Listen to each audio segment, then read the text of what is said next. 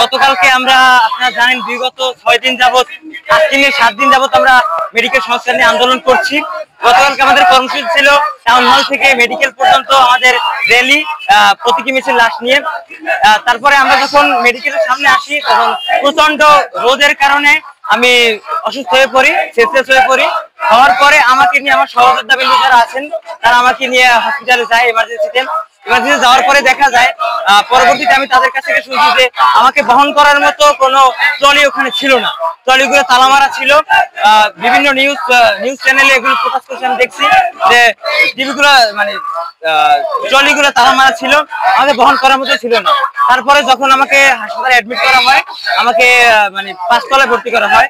যাওয়ার সময় ছিল কারেন্ট ছিল, আসার সময় আমাকে নামানো হবে পরীক্ষা করার জন্য, কিন্তু কারেন্ট ছিল না। লোডশেডিংয়ের কারণে আমাকে সিঁড়িতে ট্রলি জাগাইয়ে মানে আমার সহযোদ্ধারা আমার ট্রলিতে জাগাই তারপর নিচে নামাইছে। এইরকম অবস্থা আমি চাই না আমার হসপিটালে।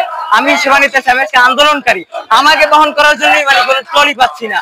একজন সাধারণ মানুষ যিনি মহস্থাল থেকে আসছেন, তিনি দূরের কোন উপজেলা থেকে আসছেন, তিনি কিভাবে মানে চিকিৎসাটা পাবেন? আসলে মানে সিন্ডিকেটটা কোন পর্যায়ে চলে গেছে যে একজন 4th শ্রেণীর কর্মচারী বা তারও নিচে হয়তো উনি আইফোন ইউজ করে। আসলে এটা নিয়ে কিছু বলার নাই যে সিন্ডিকেটটা কত দূরে চলে গেছে আমাদের শেরেবাংলা মেডিকেল কলেজে। আসলে এর বিরুদ্ধে আমাদের উচিত, বরিশালের মানুষ, বাংলাদেশের মানুষ, আপনাদের মধ্যে যদি মনুষ্যত্ববোধ থাকে, আপনারা যদি মানুষ হন, তাহলে এখনো আপনার রাস্তায় আসেন।